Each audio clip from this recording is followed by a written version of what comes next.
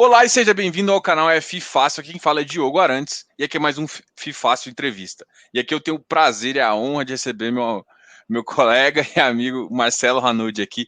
Muito prazer e seja muito bem-vindo aqui ao canal.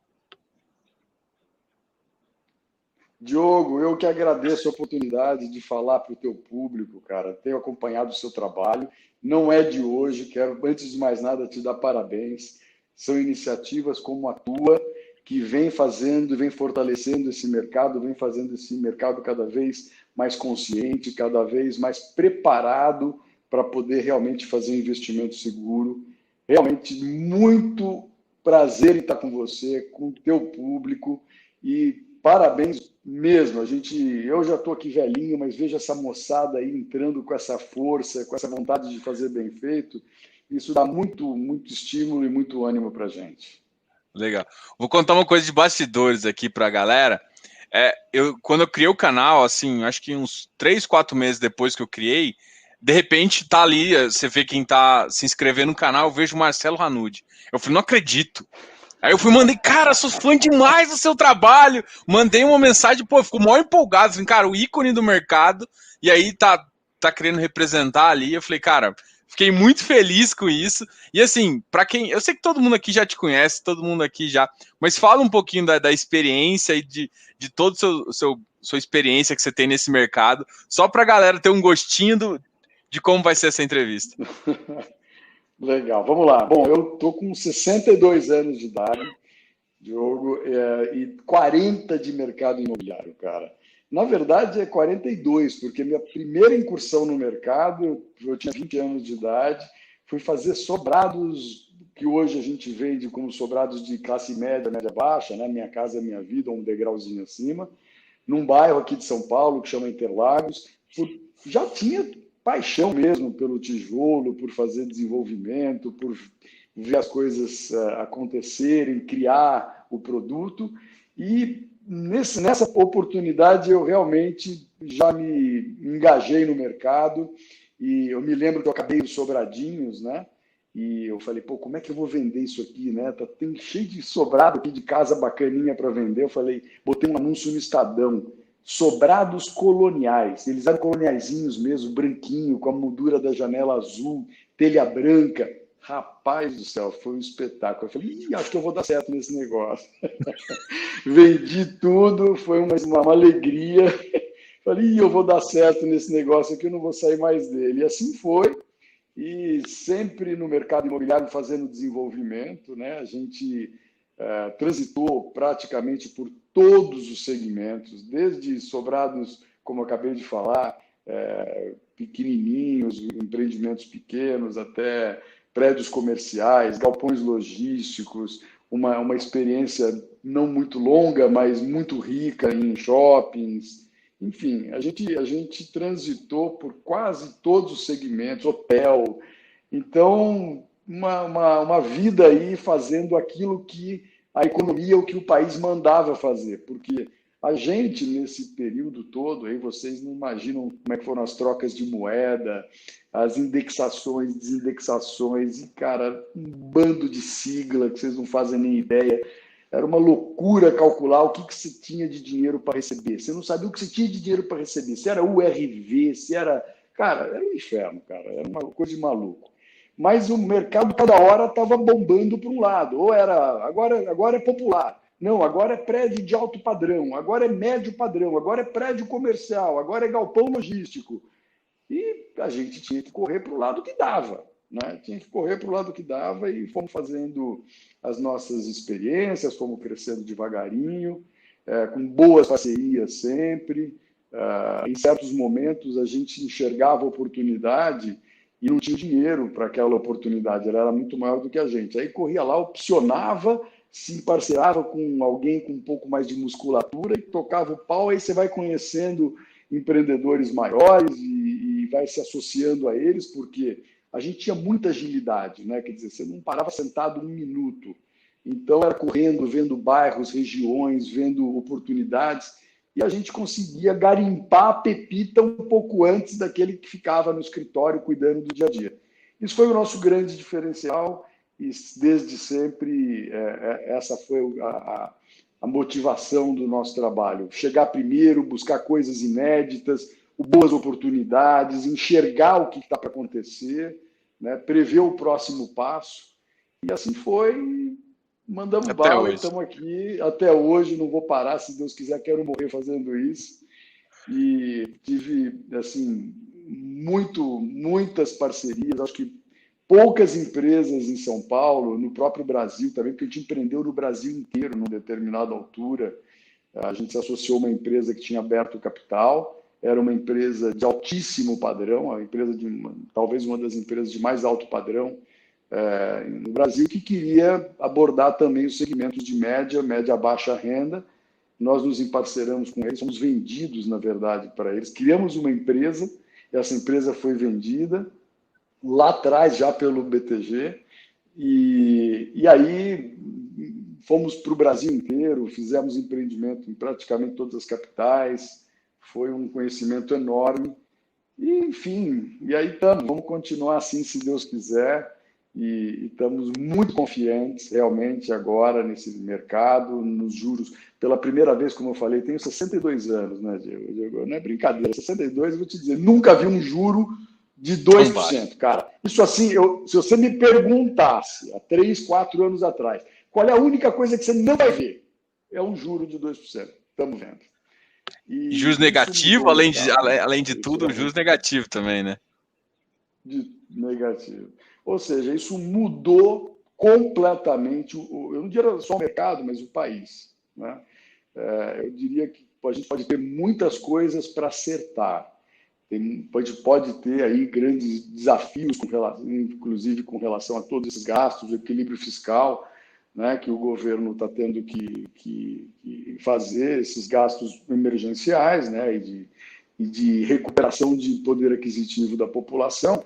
Mas eu vou te dizer, cara, essa medida realmente colocou o Brasil num outro patamar, numa outra condição, tirou dinheiro, né, de uma atividade mórbida, né, de uma coisa completamente antidesenvolvimentista para uma corrente totalmente oposta, né? É uma mudança radical, eu diria 180 graus na velocidade da luz.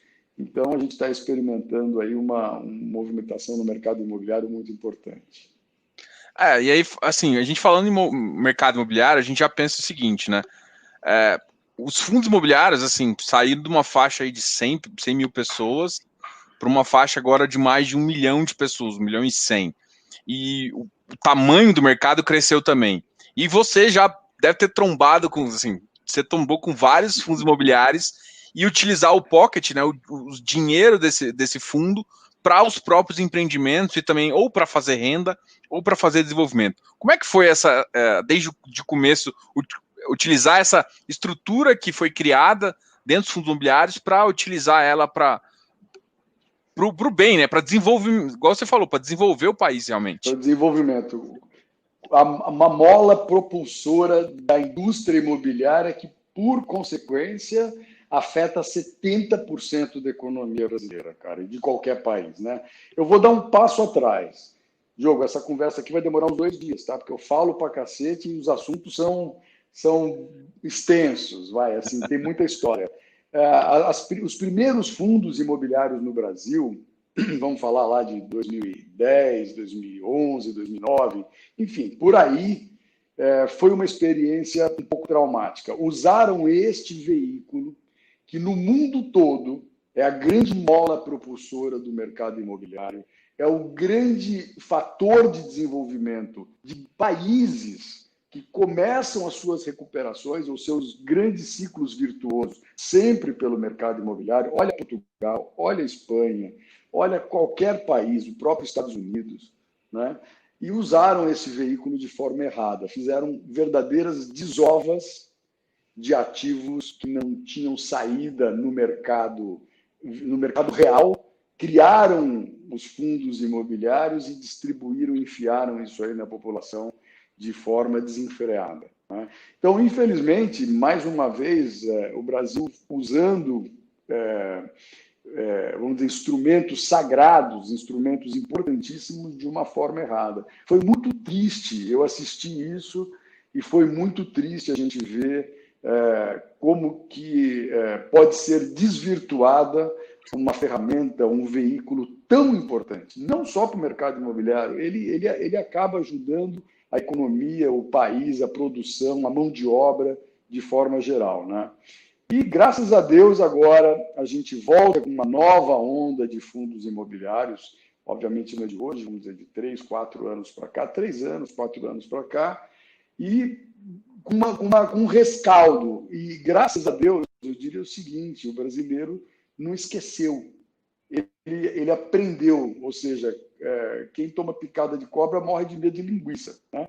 Então, a gente, pelo menos agora, veio com mais cuidado, o investidor veio com um pouco mais de cautela, e surgiram pessoas como você, né? O nosso querido Baroni, Arthur Moraes e tantos, eu não quero começar a falar os nomes, porque eu vou esquecer de alguém, vou cometer uma injustiça.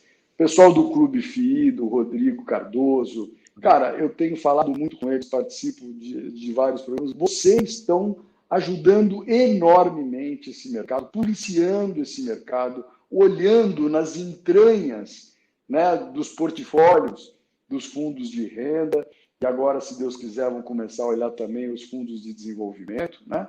E isso tem ajudado demais, ou seja, essa profissionalização,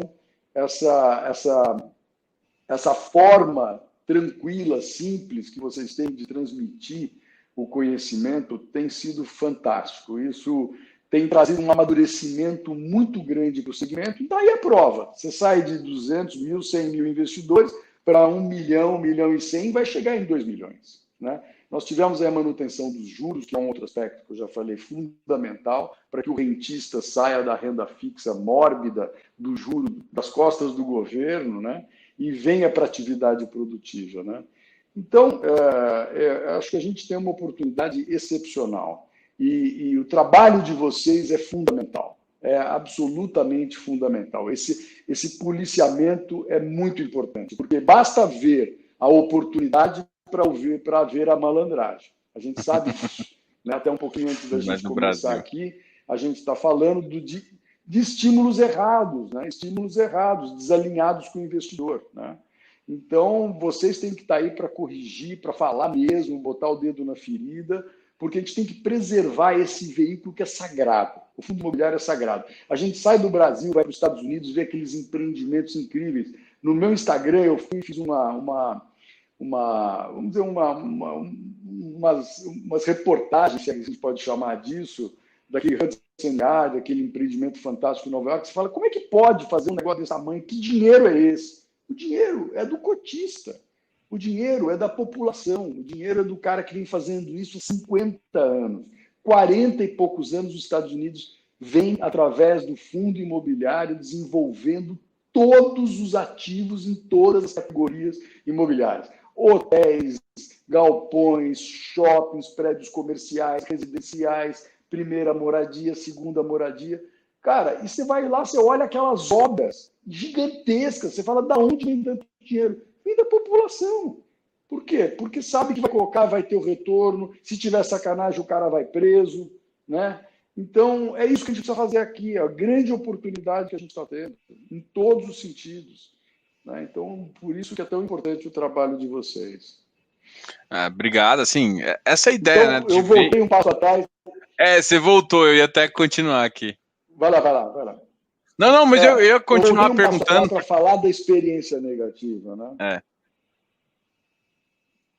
Não, mas aí, assim, você falou que você trombou ali em 2009, 2010 em relação aos fundos imobiliários e provavelmente você também partiu nele em mais alguns outros momentos, né? Alguns momentos até talvez delicados para a empresa, mas você conseguiu também organizar muito bem.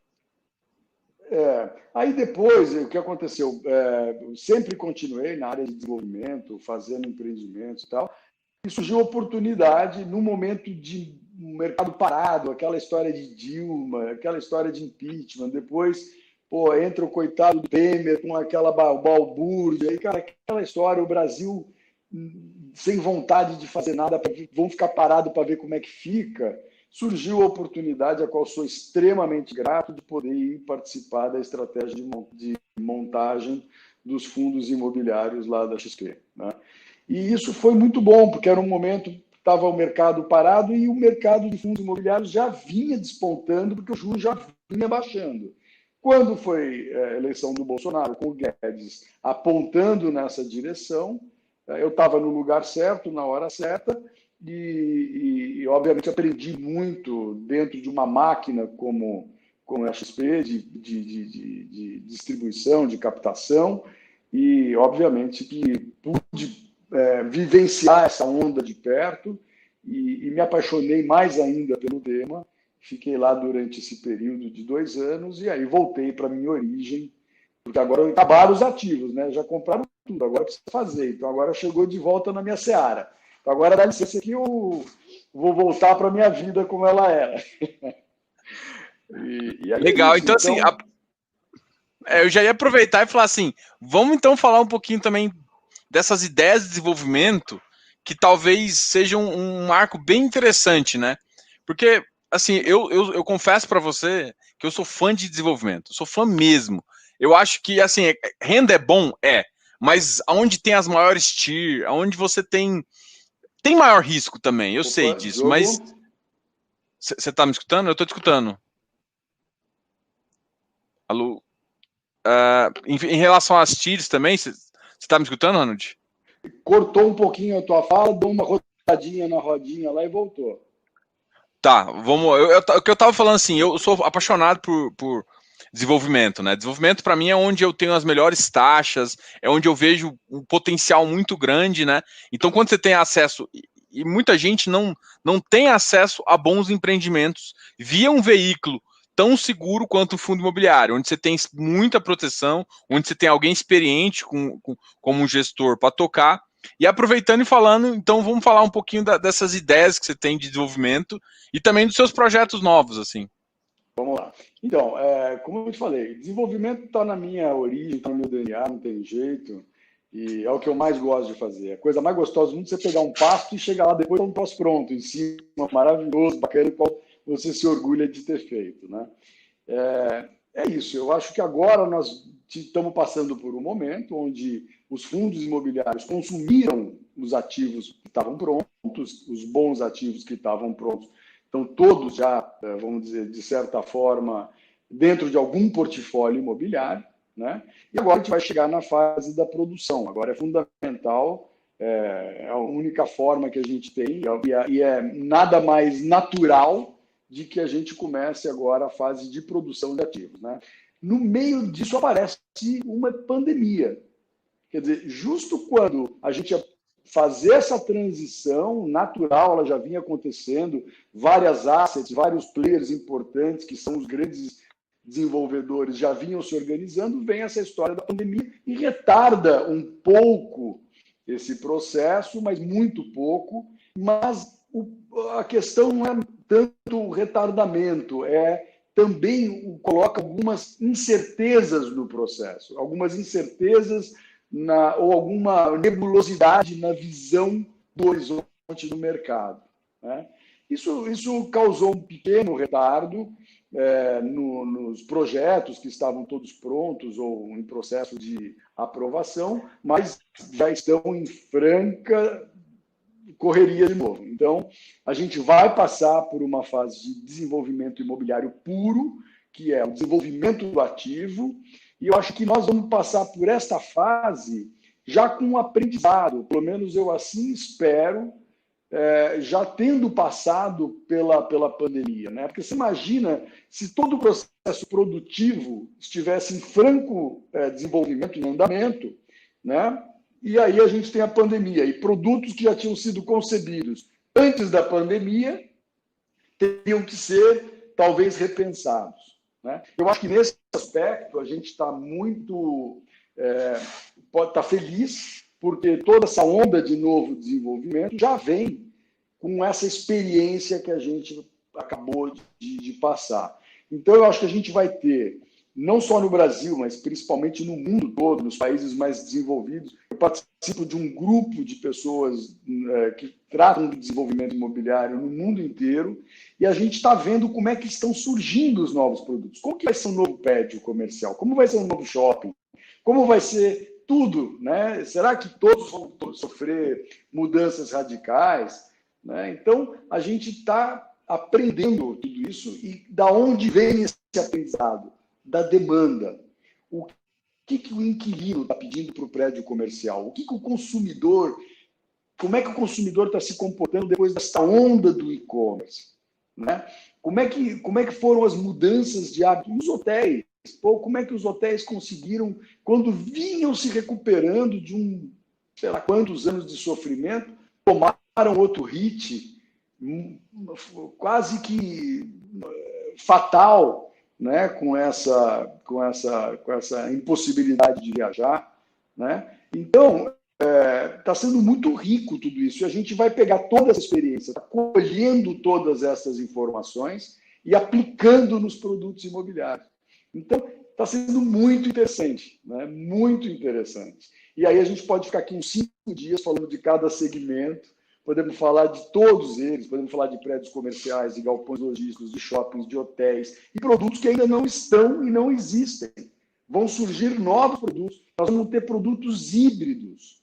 Agora, essa tendência de você ter produtos que contemplam um shopping, um prédio residencial para renda, um prédio residencial para moradia, um coworking, um centro de delivery, de last mile no subsolo do shopping, vão acontecer coisas que naturalmente são resultado de uma mudança de comportamento. Ou seja, no fim do dia, o que dita o mercado imobiliário são as pessoas, é a mudança de comportamento, são as novas formas de viver, as novas formas de fazer as coisas que vão acabar trazendo os novos produtos. Concluindo, a gente está vivendo um momento rico de desenvolvimento, vamos passar por um processo agora de ativo muito forte de desenvolvimento, com juros sendo mantido nesse patamar, os investidores com vontade de fazer o desenvolvimento, e acho que a gente vai começar, pela primeira vez na nossa história, a assistir um ciclo de desenvolvimento,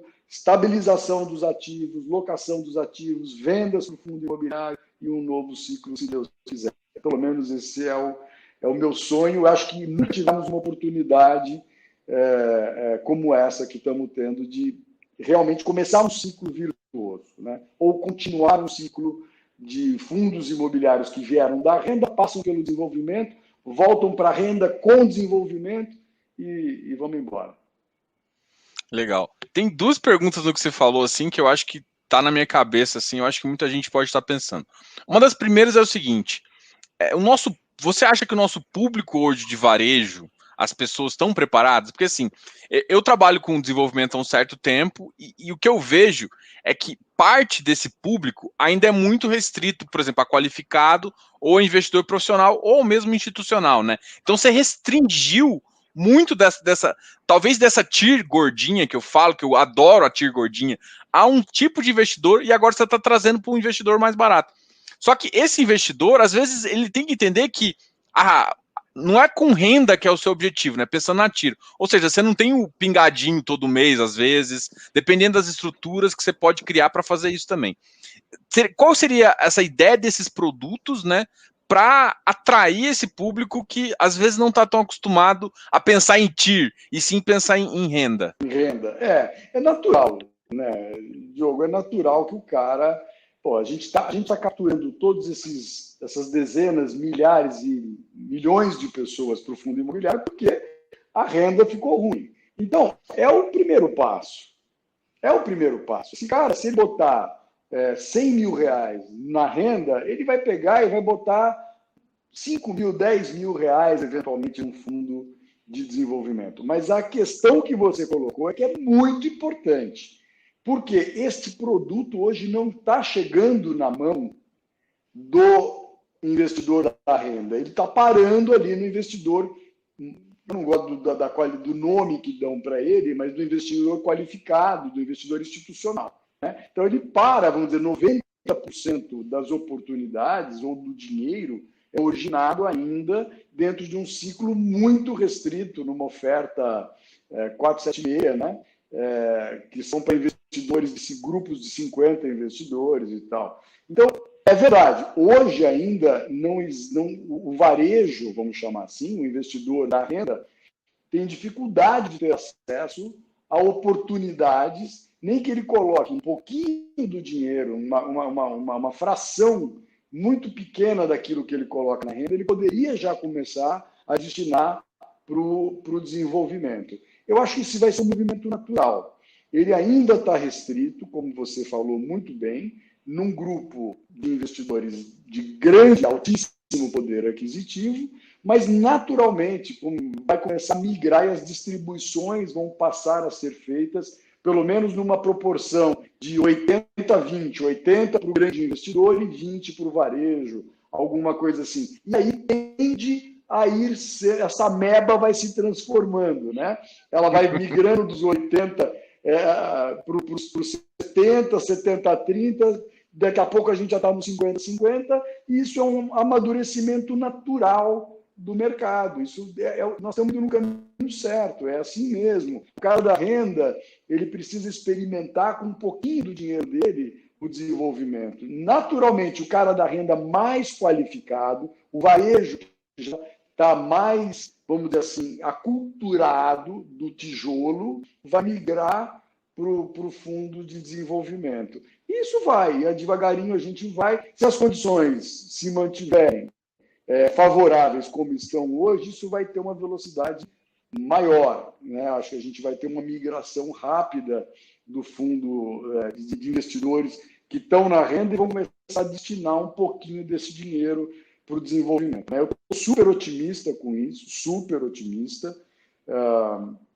Eu tenho planos muito audaciosos nesse sentido, quase que filosóficos, né? Eu adoraria poder fazer dessa nossa iniciativa aí da Asset uma iniciativa democrática para o investimento no desenvolvimento. Estou tendo algumas conversas nesse sentido, de ver veículos e formas de fazer isso democráticas e descentralizadas, tá? Não ficar na mão exclusiva de uma ou outra distribuidora. Enfim, estamos em conversa para fazer isso. Seria uma grande realização. Mas, mais uma vez, o mercado está passando por esse processo, é natural, ele vai migrando do grande investidor para o pequeno, o varejo vai aumentando a sua participação, o investidor, vamos dizer, mais qualificado, institucional, continua ancorando esses empreendimentos. Isso é um aspecto importantíssimo. Quando você vê um grande investidor, um empreendimento ancorado por pessoas com baita de um pedigree no sentido de conhecimento, não só financeiro, o investidor da ponta, né, da pessoa física, do investidor da renda, ele vai ficando mais familiarizado e confortável em vir junto com o peixe grande, né? Então, eu acho que a gente vai passar pela democratização do investimento no desenvolvimento, assim como nós tivemos a democratização do investimento no varejo pelo rentista, né? Na renda pelo rentista. Então, esse é o caminho normal. Eu acho que a gente está indo muito bem, a gente só precisa que as condições continuem favoráveis. Tem que manter a CNTP, né? As condições normais de temperatura e pressão. Manteve a CNTP, bola para frente que o negócio já vai andar muito bem. Não tenha dúvida nenhuma disso. Não, assim, eu tenho um monte de pergunta aqui, mas a gente já está entrando em desenvolvimento. Vamos falar um pouco da ideia do projeto que você começou a desenvolver, até como saída também, e depois eu já quero emendar como os ativos, você já deu umas ideias de como os ativos agora vão ser, eles vão ter mais de uma funcionalidade, né? Eles vão ser multiuso. E tem ativo em ótimas localizações que vão começar a ter algumas coisas que a gente tem em retrofit, né? Eu quero perguntar outra coisa, vamos pensar nessas duas linhas para a gente já... Bom, antes de mais nada, eu quero te perguntar o seguinte, o que você tem para fazer até o fim do dia 25, que é feriado em São Paulo, né? A gente vai ficar aqui até o dia 25, pelo jeito. Eu acho que tem um público aqui que está adorando escutar você falar, então eu estou tranquilo. Então vamos embora, então vamos lá. Qual é a primeira pergunta? Volta que eu já esqueci, você vai ter que se acostumar com isso. O projeto, vamos falar um pouquinho do seu projeto, aí a gente já entra no novo mercado, vamos dizer assim. Tá, vamos lá. Eu recém saí, né, da XP em fevereiro, e aí veio a pandemia, e eu já estava, obviamente, olhando para montar uma estrutura para fazer investimentos de desenvolvimento. Que estrutura é essa? Eu acabei de aprender a história da Asset. Pô, tem coisa mais bonita do que a Asset para captar dinheiro e fazer isso? Cara, eu falei, olha, eu preciso montar uma Asset, me acoplar a uma estrutura existente, montar uma. Fui ver que montar uma não era a minha praia. Eu não tenho a menor intimidade com todo esse regramento regulatório, CVM, etc., e relatórios, e não tem. O que eu sei fazer, eu sei fazer. O que eu não sei, eu não sei. Então, fui procurar um grupo que tivesse interesse, que não estivesse, vamos dizer, firmemente presente no mercado imobiliário. Fui conversar com diversas assets e acabei, junto com a Fran, montando essa nova iniciativa. Nós dois juntos, Fran e Ranud, estamos montando uma asset exclusiva para desenvolvimento e mercado imobiliário, tá? que vai se chamar, já está quase chamando, já deve estar saindo os registros, Áurea. Tá? Essa é uma asset que vai fazer exclusivamente mercado imobiliário, ou seja, é um novo CNPJ do Ranud com a Fran. Tá? A Fran é uma asset tradicionalíssima no mercado, tem muitos anos de vida, tem executivos e diretores e sócios do mais alto nível, vindos de vários bancos, gente do mercado financeiro de muitos anos. Então, para mim, era tudo que eu precisava. E me deram a oportunidade de realmente começar esse projeto. Cara, do nada, assim, inesperadamente, aparece o projeto da Ford, né? Trazido para a gente no meio da pandemia, de uma forma assim, quase que, não, mas não é possível, será que vai? Mas como é que é? Quanto tempo tem para fazer a proposta? Cara, acionei todos os velhinhos do mercado, da minha turma. Pessoal, vocês estão com medo de pegar o bicho? Mais ou menos, pagando bem, que mal que tem. Então, vamos embora. Olha, tem esse negócio aqui para a gente estudar e fazer uma proposta até dia tal. Falou, você está de sacanagem, você está brincando. O tamanho do negócio para quando tem que fazer a proposta.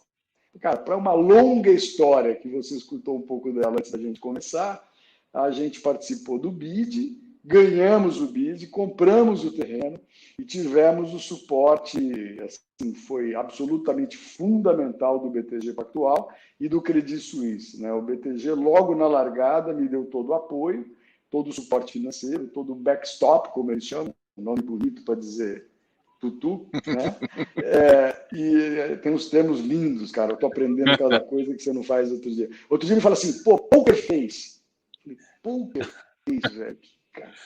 Enfim, o BTG foi lá e me deu um backstop, a gente conseguiu provar que tinha condições para tocar o projeto através do suporte deles. Na sequência, o Credi entrou para fazer o complemento de tudo que a gente precisava e foi, na verdade, a grande captação feita pelo Credi, num prazo absolutamente recorde de tempo, e tivemos a condição de comprar. Estamos em processo de desenvolvimento já, aprovação de projetos, aquele negócio todo.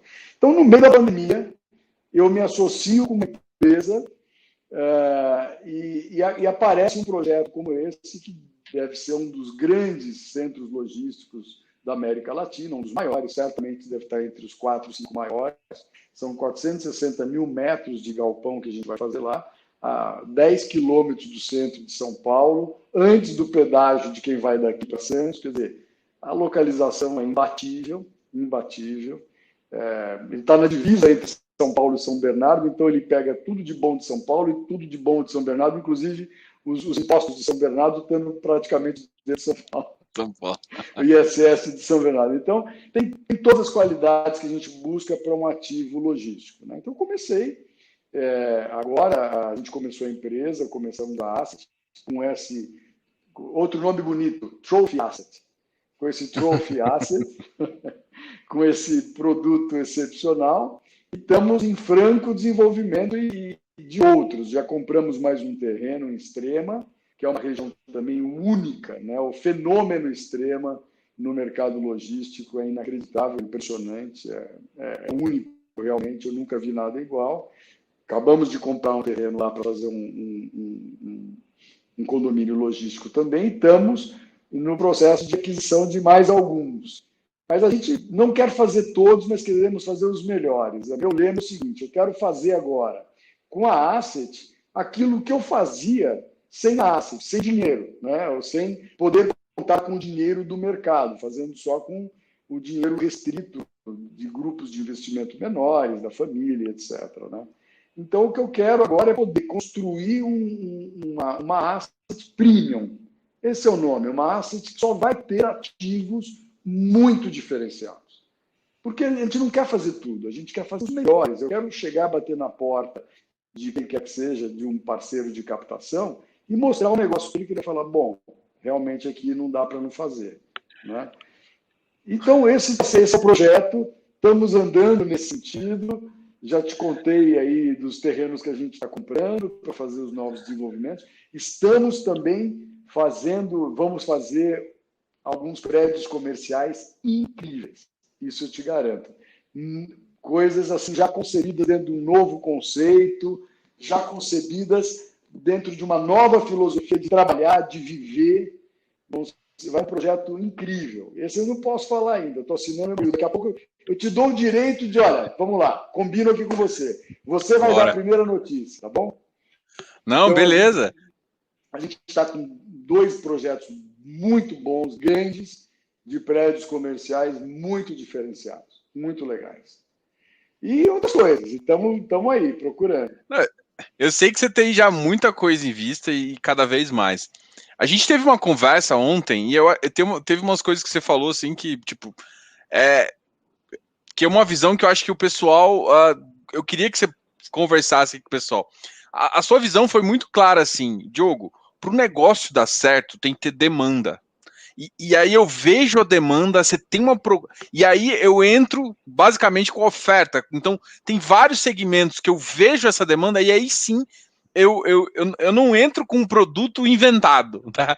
Eu vou usar esse termo. Eu entro com um produto demandado, mas inventado não.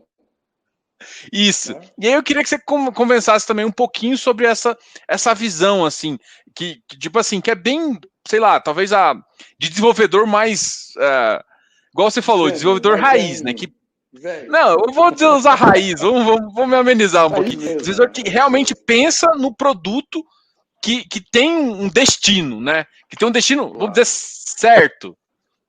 Sem dúvida. Diogo, é assim, cara, a gente trabalha muito com arroz e feijão. Né? Se você fizer o melhor arroz e feijão, tem prato melhor que arroz e feijão, cara? É difícil. Você vai no restaurante francês, maravilhoso, são ótimas as coisas. Mas você faz um arroz e feijão, aí como em Goiânia, com um pouquinho de um torresminho, um temperinho, um piqui. Ave Maria, meu amigo. Não é? É que nem pão e manteiga. Você pega um bom pão e manteiga, uma boa manteiga, um pão feito sem bromato, sem aquele bando de química, aquela loucura que o povo hoje põe na farinha e faz aqueles bolos desse tamanho, que é oco, parece isopor. Tem coisa melhor do que um bom pão bem feito, honestamente feito, com uma boa manteiga? Difícil, cara, com um cafezinho? Difícil. Né? Então, a gente tem que pensar o seguinte, as demandas, elas surgem, a gente precisa identificar e interpretá-las. Muita gente confunde você interpretar uma demanda com você inventar um produto. Não existe inventar um produto. Quem inventar um produto vai ficar conversando com ele sozinho. Entendeu? O que existe é você ler o mercado, entender qual é a demanda, entender o que o mercado naturalmente começa a sinalizar. Isso, cara, está no comportamento humano. É assim que tudo é feito. Não é só o produto imobiliário. Qualquer coisa que é colocada no mercado, ela é fruto de quase de um inconsciente coletivo. É quase de que uma transpiração, né, do público, das pessoas, com alguma verbalização daquilo que naturalmente começa a ser um anseio das pessoas. Né? Não existe mercado sem gente. Gente nada mais é do que você interpretar as pessoas. É certo que é o bicho mais difícil de interpretar, mas com um pouco de calma, de experiência, você vai entendendo quais são as demandas. Né?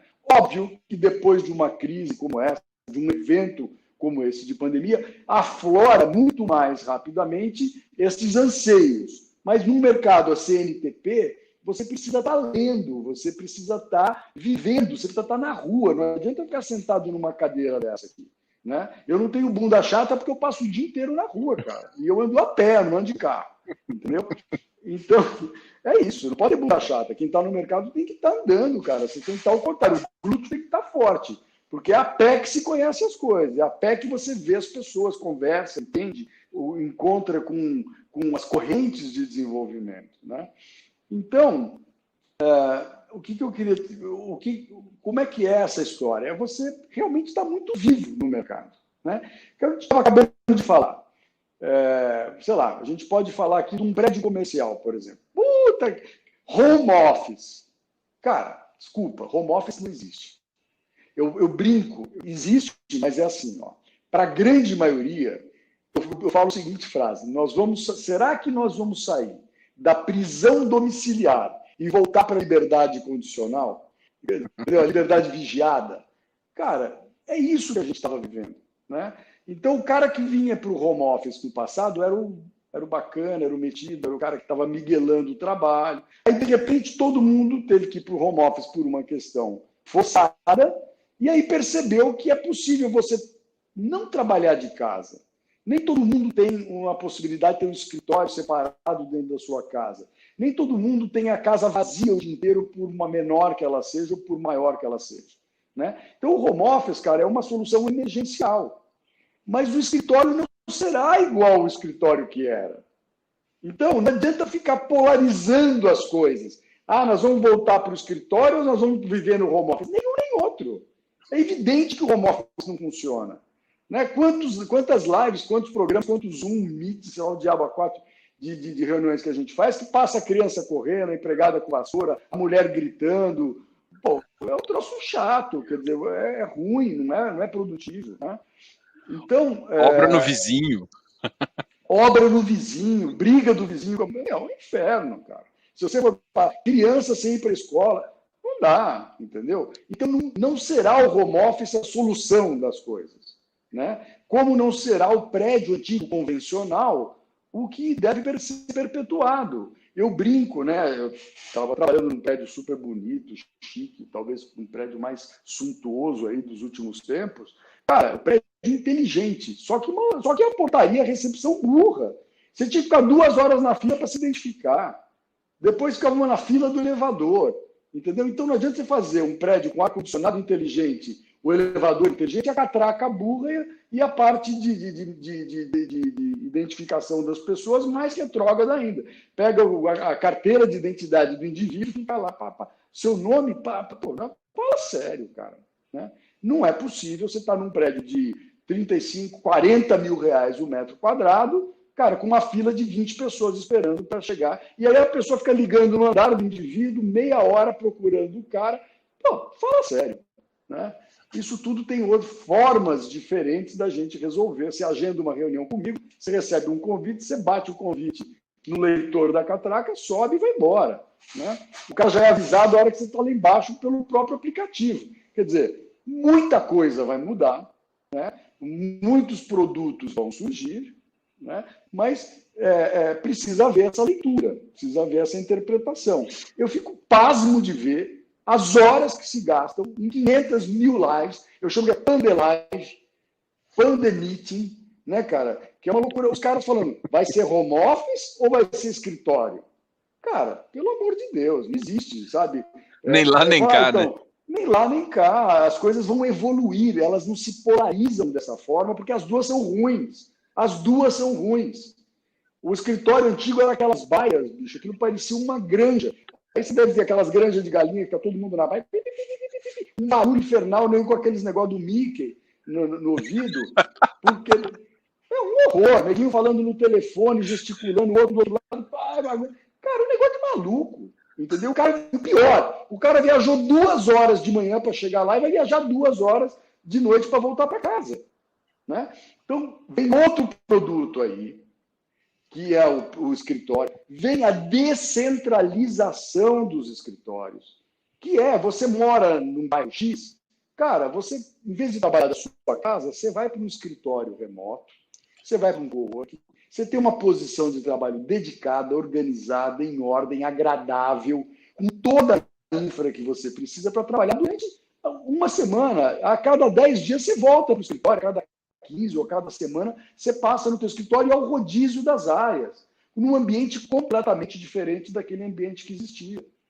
Né? Isso é eu estou dando aqui uma pincelada naquilo que deve ser. O prédio hoje ele tem que ser um prédio que ele integra o indivíduo. O cara tem que estar lá dentro com prazer de estar lá dentro, com luminosidade, com espaços agradáveis, com espaços orgânicos, com espaços com ergonomia, e não em baia de 60 centímetros. Entendeu? Então, mas tem norma para tudo. Tem norma lá na BNT, vai ver como é que é os escritórios. Né? Então, e acabar com essa burrice de botar o cara para viajar 2 horas para ir, 2 horas para voltar, e ficar lá até 9 horas, 8 horas da noite. Se ele não ficar lá, ele não está motivado, ele não está engajado. Cara, isso é uma visão completamente retrógrada e passada. Isso é visão escravagista. Né? Quer dizer, a produtividade está ligada ao número de horas e o quanto mais pálido e como chama aqui, com hérnia de hiato o cara está, né? de úlcera e de gastrite, mais o cara e o bônus vai ser maior. Não, a pandemia apressou muita coisa. A pandemia ela aflorou muitas das nossas imbecilidades, muitas das ineficiências da sociedade, e se a gente souber tirar os legados positivos dela, cara, eu vou dizer, será uma coisa sensacional. Né? Pensando em futuro, assim, aí assim, o que você falou, para mim, eu consigo, desde que você comentou isso, até na live do Baroni, eu já mentalizei muita coisa que eu já tô com ideia, mas assim, é muito, assim, eu imagino que não é muito fácil, eu sei que eu vou perguntar uma coisa, mas assim, como é que é a adaptação dos lugares? Porque assim, você tem às vezes, vou falar do prédio da Faria Lima ali, que eles já foram concebidos daquele jeito. Então eles têm que ser um pouco adaptados, né? Pegar alguns andares e fazer algumas mudanças. Como é que você vê que isso se tornaria possível e como você enxerga essa mobilidade, né? Porque você basicamente teria que tirar as pessoas, fazer um retrofit, alguma coisa sim, e fazer uma integração melhor. Mas Diogo, é tão fácil assim, em termos de projetos, essas coisas assim? Cara, eu vou dizer para você, isso já vem acontecendo. Eu acho que vai haver um trabalho de rearquitetura, não de reengenharia. Isso eu estou falando dentro das lajes. É um trabalho de rearquitetura, adaptando esses espaços, transformando na medida do possível. Você não vai conseguir tirar uma parede de fachada, uma coluna da fachada, você não vai conseguir. Alguns prédios terão uma customização, uma adaptação mais fácil, outros prédios terão adaptações mais difíceis ou quase impossível. Tá? Mas isso já está acontecendo em larga escala. E quero te lembrar o seguinte, algumas empresas que já tinham uma visão, tem algumas empresas multinacionais gigantes que já tinham botado o trabalho remoto há muito tempo, cara. Eu não quero citar nomes, mas tem uma empresa sensacional do grupo químico farmacêutico gigantesco, dos maiores do mundo, que falava, cara, você mora onde? Pô, arruma uma estação de trabalho lá perto da tua casa, vai trabalhar a pé, vai almoçar em casa, vai levar teu filho na escola, vai trazer teu filho para casa, vai viver a vida regionalizada. São geralmente europeus, tá? Esses caras têm muito essa visão da economia regionalizada, dos bairros fortalecidos, de você conhecer o sapateiro, conhecer a mercearia, conhecer a tua galera do teu entorno, entendeu? E transformar essas cidades que são verdadeiros megalópolis de ineficiência em centros super bem adaptados e confortáveis para o ser humano, dentro da escala do ser humano. O que a gente vive...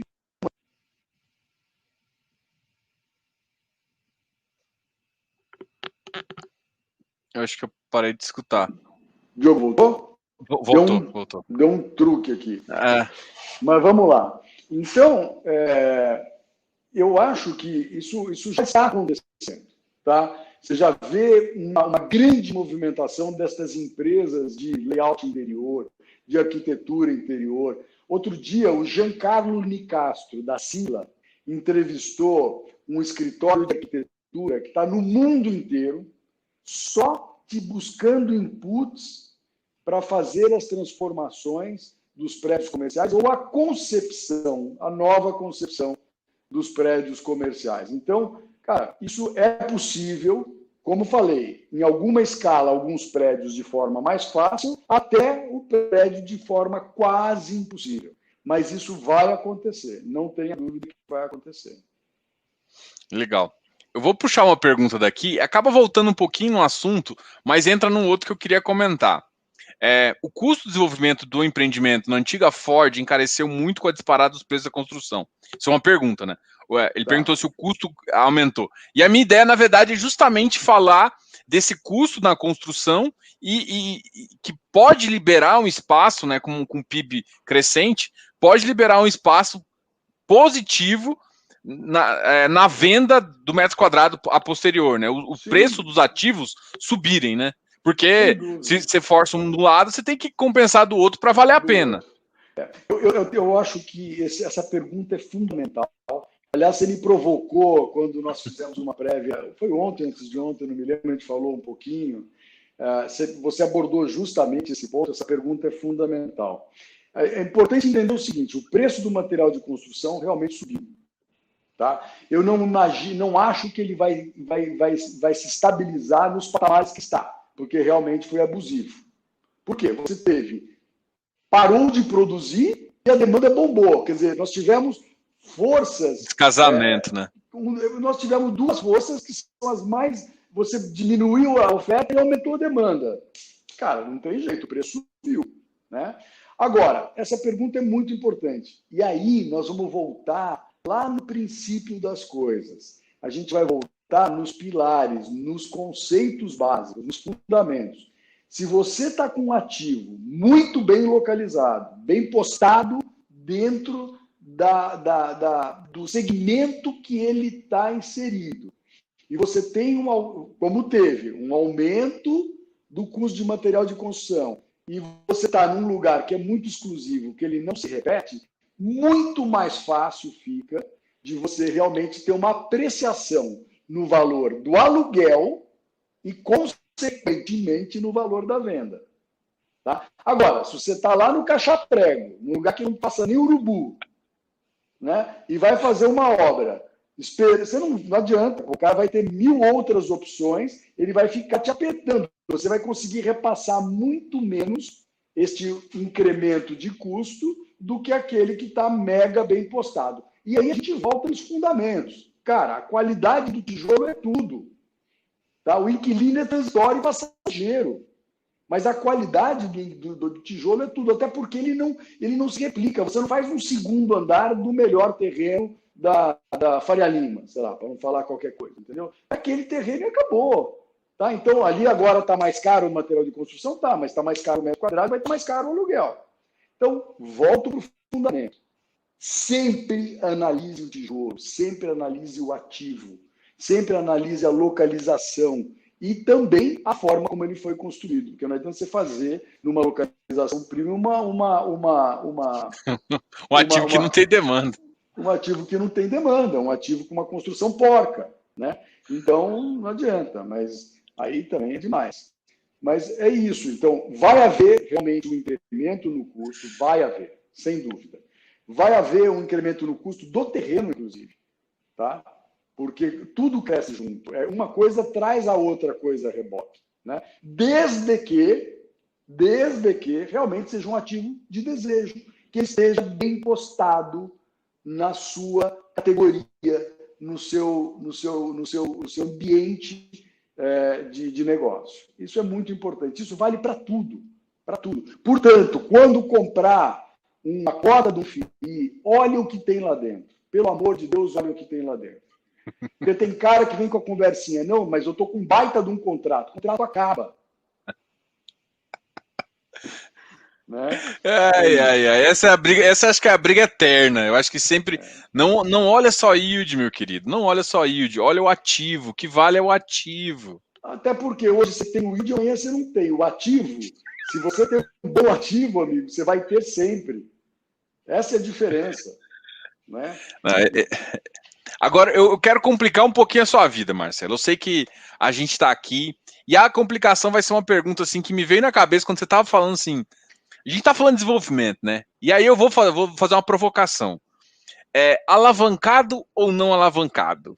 Que eu acho que também, assim, só para o pessoal entender, quando você calcula uma TIR, talvez a galera, quem mais experiente já sabe. Quando você coloca uma alavancagem, né? Mesmo que seja pequena, a TIR nossa vai lá na casa da perua, lá, né? Enfim. E aí, qual que é a sua ideia em relação a isso? Por exemplo, e aí vamos fazer duas perguntas, vamos dividir, já para complicar mesmo, né?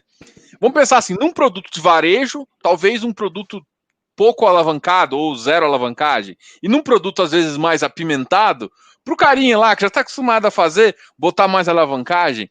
Essa seria uma concepção interessante, não interessante? Sim. Como você enxerga isso?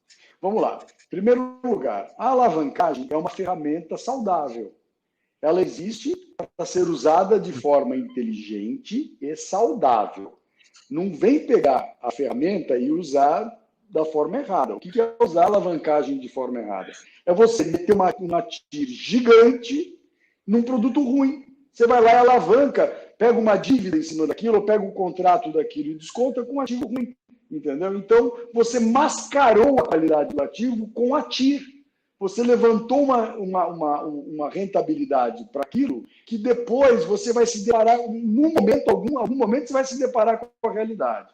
Então, você pode alavancar, é uma ferramenta, deve alavancar quando as condições te indicam que este é um mecanismo interessante, né? Se você tem um custo de dívida, um custo de alavancagem que é inferior àquilo que você tem como remuneração, vale super a pena. Em vez de eu pegar o meu dinheiro, que custa 10, eu vou pegar um dinheiro que me custa 5, com os meus 10 eu faço 2 e boto 2 vezes o 5 do outro. Né? Mas aí, desde que você esteja fazendo isso num produto que realmente, depois de pronto, você consegue, em algum momento, você vai ter que desalavancar, você vai ter que pagar essa dívida. Agora, por isso que o fundamento da alavancagem precisa ser sólido. Né? Em primeiro lugar, o custo dessa alavancagem tem que estar em linha com o que você tem de remuneração desse ativo quando ele estiver pronto, estabilizado. Se você tem uma dívida mais cara, ela vai consumir a sua rentabilidade. Se você tem uma dívida mais barata, vai sobrar a rentabilidade do ativo. Né? E quando que vai sobrar? E quando que a dívida é boa? Quando o ativo performa e, de fato, cumpre sua função. Busca uma boa alocação, busca um bom posicionamento no mercado, aquela dívida, ficou ótimo. Com o meu dinheiro, eu fiz mais um ativo daquele, eu alavanquei, usei o meu dinheiro para fazer duas coisas em vez de fazer uma. Porque parte do meu ativo eu usei uma alavancagem, uma dívida. Não sei se eu fui claro nisso, estou tentando ser meio simplista aqui na explicação, mas é assim, se você consegue pegar um dinheiro barato, vamos falar em termos mais simples, você consegue pegar um dinheiro barato. O que é um dinheiro barato? É um dinheiro mais barato do que você tem com a rentabilidade do seu ativo. Se eu consigo uma rentabilidade de 10% ao ano no meu ativo com as locações e contrair uma dívida 5%, cara, maravilhoso. Né? Agora, não adianta você pegar uma dívida cara que depois você tem um rendimento, ele consome todo o teu rendimento e joga teu ativo para baixo. Você vai vender o ativo, vai pagar a dívida, se conseguir muito, vai pagar a dívida.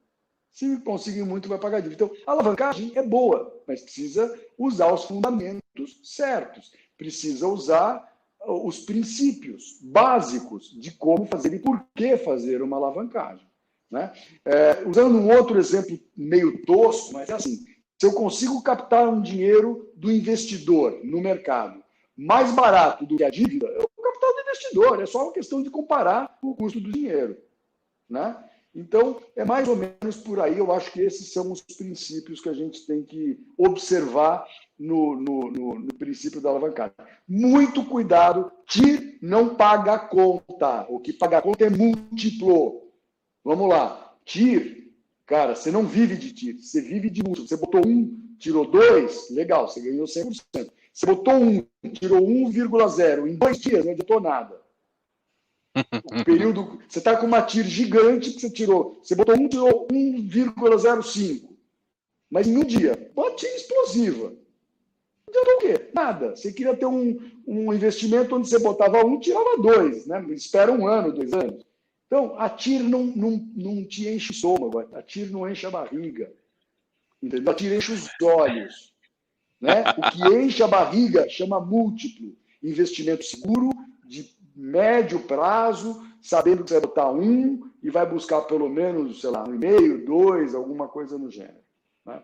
Então, não se encante com a TIR. Às vezes ela é feita e criada para te dar uma sensação espetacular de que você tem uma taxa de retorno incrível. Cara, você vai ter que fazer 500 investimentos, porque se a TIR vier num prazo muito curto de tempo, para poder correr 500 riscos. É melhor você entrar numa coisa bem postada, de médio e longo prazo. Longo prazo para nós no Brasil é 3 anos, 4 anos. Né? Então, esse é o raciocínio. Então, não se iluda muito com a TIR. Mas e você acha que, por exemplo, nesse momento agora, com a Selic tão baixa, essa taxa de juros ajuda nessa alavancagem e o que sim. vai impulsionar um pouquinho esse mercado de desenvolvimento também? Com certeza. É isso, a gente está vivendo um momento único na nossa história que eu espero que dure por muito tempo. Né?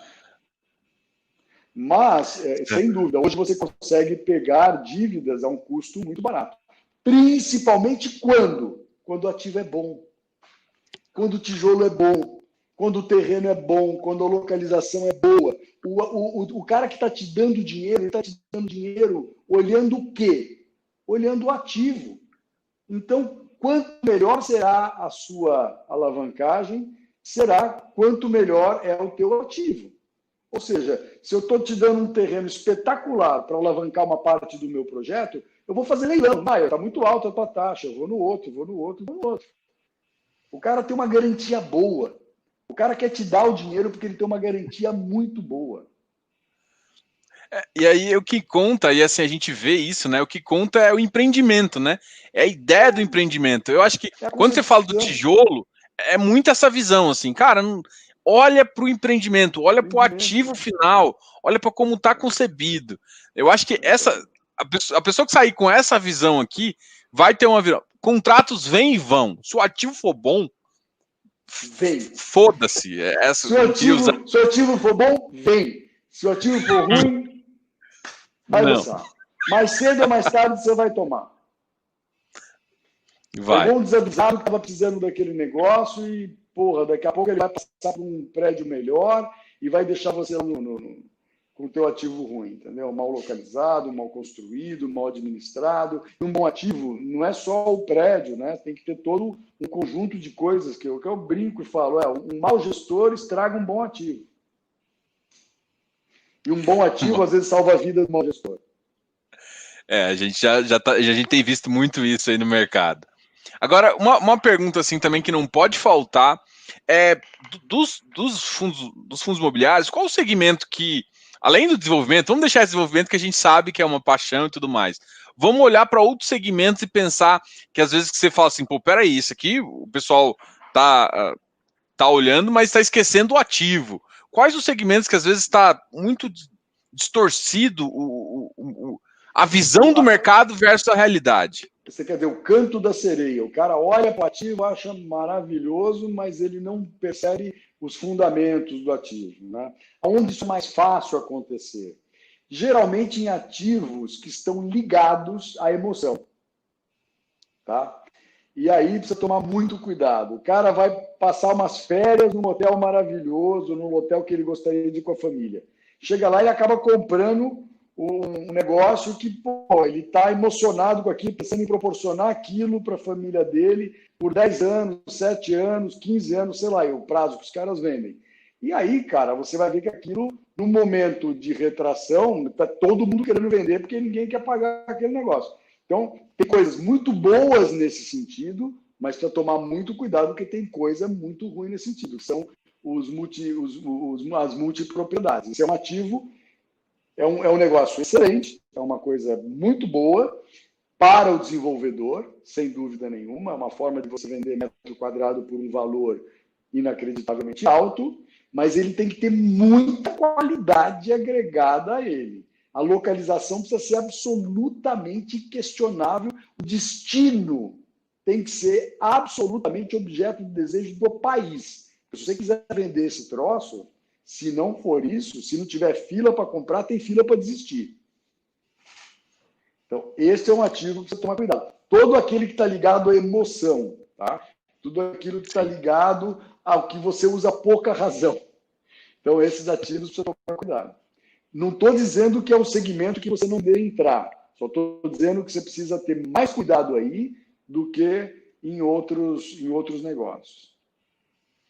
E o pessoal também fala de shopping, lajes. Por exemplo, lajes tem múltiplos, às vezes, que é inconcebível no mercado, né? Apesar de ter uma vacância um pouco elevada dada ao mercado, como é que você enxerga, então, as lajes atualmente, até com possíveis ajustes que podem ser feitos nelas, e as lajes, até os shoppings mesmo?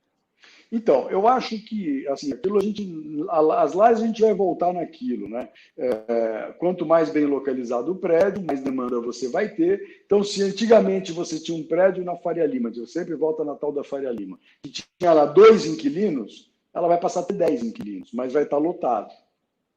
Ou seja, o cara vai ocupar menos espaço, os empregados vão trabalhar mais tempo em escritórios remotos, vai haver descentralização, mas você vai deixar um tomador único para ter 2, 3, 4. Ou se você tinha 4, vai passar a ter 8, 9, 10. Né? Mas desde que seja um ativo realmente muito bem localizado, muito bem construído, e que faça esse trabalho interno, que a empresa faça esse trabalho interno, e o que depende do proprietário também fazer a parte dele, a parte das áreas comuns e etc., faça as transformações que são fundamentais ser feitas, entendeu? Como eu te disse, eu estava trabalhando num prédio que era uma loucura, mas ninguém queria ir lá. Era uma hora para entrar no estacionamento, 1 hora para sair, porque você saía na rua e você conseguia andar. O maior nó viário de São Paulo. Né? Uma administração que dava muito problema. O elevador era inteligente, sei lá para onde, para quem, porque, ficava uma fila.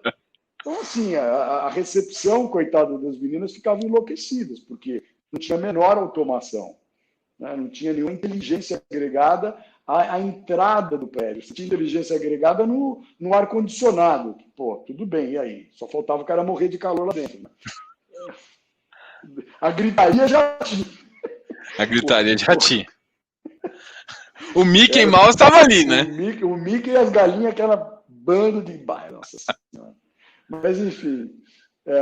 Então, é isso. Então, você vai ter as lajes que vão prosperar, vão se adaptar e vão prosperar, e você vai ter as que não vão. Né? Porque a minha opinião é o seguinte: vai haver uma redução do espaço ocupado por empresa. Se você ocupava 10 mil metros, você deve reduzir para 3, 4 mil metros. Né? Eu tenho ouvido falar em reduções de até 60%. Mas vai muito de cada segmento. E vai muito da cultura e da área na qual essa empresa está estabelecida. A cultura é fundamental. Fundamental. Né? Uma dificuldade que eu ainda tenho de enxergar, assim, eu trabalhei um tempão em home office numa empresa mais ou menos igual você comentou, só que era alemã.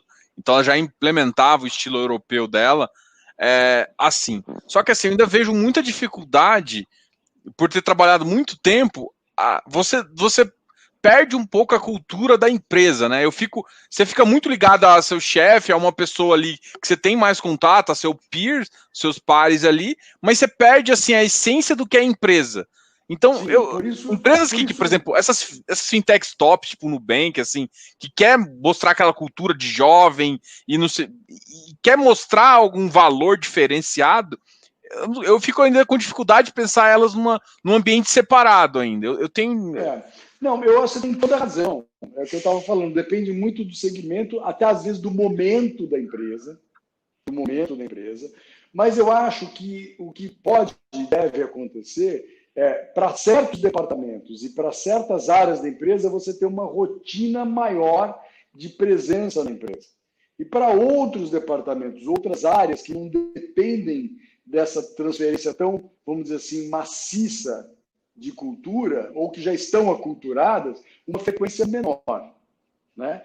Mas o que eu queria chamar a atenção aqui, Diogo, é o seguinte, cara, se você parar para observar, junto com a transferência da cultura, nessa coisa como a gente vinha vindo, cara, existe uma transferência de um modelo de vida muito sacrificante, um modelo muito alienante da natureza humana, né? Então, a gente precisa saber contrabalançar o que é mais importante, essa transferência frenética de cultura, né? Às vezes até para fazer um IPO, para fazer um AUE no mercado, ou, né, uma coisa muito mais pensada, mais humana, mais light, que tem mais longevidade. Cara, o planeta vai estar preocupado com longevidade. Eu só quero botar um remark aqui. Em 50 anos, nós destruímos 37% de todos os animais do planeta. Nós vamos passar por um período que ou a gente volta a pensar em longevidade e sobrevivência, né, e menos em consumo e essa coisa frenética, né, da criação de culturas temporárias. Muita atenção na criação de verdades efêmeras e culturas temporárias. Muita atenção para isso. E você vai ver o diferenciamento nisso nos países mais acomodados, mais estabilizados, para os países emergentes. Quanto mais emergente, mais esse vírus é transmitido. Tá? Da cultura efêmera, da cultura fabricada, desse vamos que vamos, entendeu? E nos países mais acomodados, você vai para os países nórdicos da Europa, você vai para muitos países da Europa, você vai para a Austrália, Nova Zelândia. Cara, assim, o cara começa com essa... Cara, Deus, você tá de maluco? Tá me vendendo o carnê do baú? Entendeu? Não, é fácil, assim. Eu tenho uma filosofia, até... Eu morei um tempo em São Paulo, e assim, uma das coisas que para mim era inconcebível era, tipo, eu morava menos de 5 quilômetros do meu trabalho, e de vez em quando eu demorava 1h30 para chegar. Assim, isso para mim, eu olhava assim e falei, caramba, não é isso que eu quero como vida, né? Perder 2 horas do meu dia, 2h30 do meu dia no transporte, assim. E o custo? O custo não para você, para a cidade. O custo para o planeta. Cara, para pensar. Aí você fala, não, mas eu preciso ir lá para pegar cultura. Você chega lá, cara, você sabe, tudo bem, mas você pode fazer isso de uma forma muito mais inteligente. Reuniões mais amenas, reuniões mais concentradas, reuniões... Que número, quantidade de reunião de neguinho o dia inteiro em sala de reunião, tomando café, tomando água, tomando café, tomando água. Vou passar aí para tomar um café. Vai tomar café, não. Entendeu? Tenha santa paciência. O cara pega 2 horas de trampo, pagava 50 pau de estacionamento para fazer uma visita de 15 minutos, tomar um café e fazer um AUE. Cara, que cultura é essa?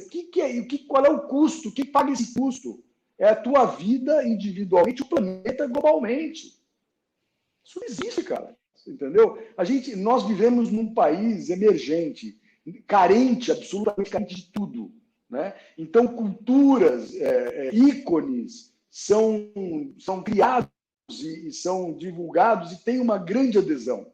Agora, em gente que tem um pouco mais de juízo, países que já passaram por muita coisa, que observam muito mais valor na serenidade, né, e na longevidade do que na efervescência e na fumaça, cara, sim, cada país tem seu nível, não tem jeito, tem seu nível de consciência. E cada empresa tem seu nível de consciência. O importante é um líder de empresa passar isso para o teu funcionário.